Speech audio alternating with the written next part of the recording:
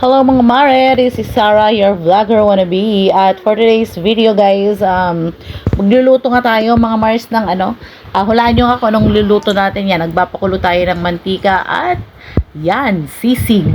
Pure food sisig, napakasarap yan mga Mars, favorite ko yan. Tsaka itlog, yan. Ulam ko yung sisig, kay Rega naman yung itlog, yan. Hindi natin pwedeng pagsamahin mga mare yung sisig at saka itlog kasi magkaiba kami ng ulam ni Regan. Ayaw niya ng medyo maanghang eh. Yan, at tingnan niyo naman mga Mars.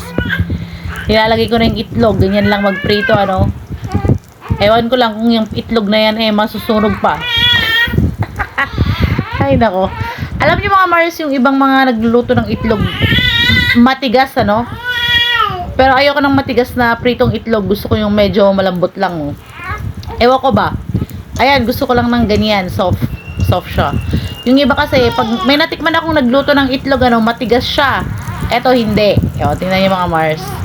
Pero hindi ko siya kayang i-flip using yung pan lang. Kaya, syempre, sasandukin natin yan mga mare, di ba? Tingnan niyo naman. Ganyan lang kalambot ang gusto ko. Ayaw ko ng matigas na itlog. Yung anak ko yon mga mare. Maingay na. At eto nga, na natin yung sisig. Yan lang.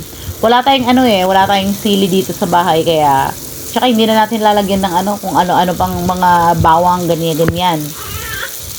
Basta mantika lang at tsaka ganun na. Hindi na natin lagyan ng bawang sibuyas, mga Mars. Wala kaming gamit kasi dito. Yan.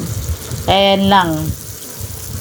Masarap na ito, Mantika at tsaka mantika at tsaka yun na, sisig. Kain na tayo. Yan, sarap.